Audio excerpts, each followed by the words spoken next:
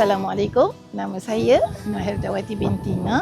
Saya berasal daripada Pekan Pahang dan masih lagi mengajar sebagai seorang guru di salah sebuah sekolah di daerah Pekan. Saya berada di dalam SSPC baru sahaja 4 bulan, iaitu bermula pada bulan lepas tahun lepas. Pencapaian pertama saya di dalam SSPC adalah qualified 10 tiket ke Kundasang.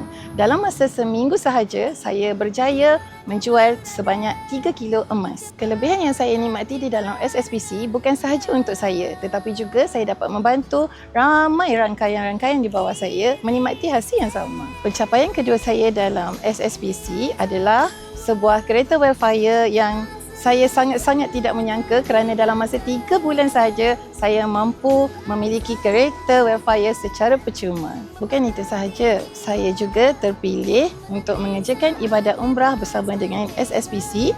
Saya qualified 2 tiket bersama dengan rangkaian-rangkaian saya. Yang paling saya tidak sangka, pendapatan harian saya mencecah 10,000 sehari dan saya mencapai 6 angka sebulan. Jumlah gram terkumpul saya mencecah 15 kilo dalam masa 3 bulan sahaja.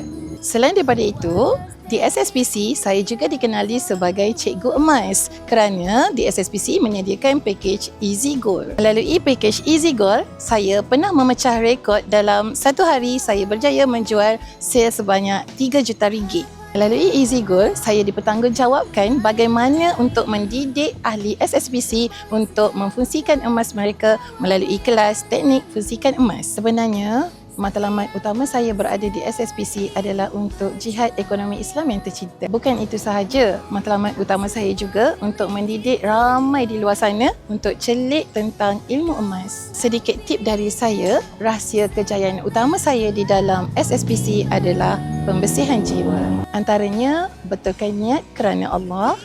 Yang kedua, jujur dan ikhlas membantu rangkaian. Dan yang paling penting adalah amanah. Sedikit kata azimat dari saya tentang emas. Kalau ada cara magic, kenapa nak guna cara logik?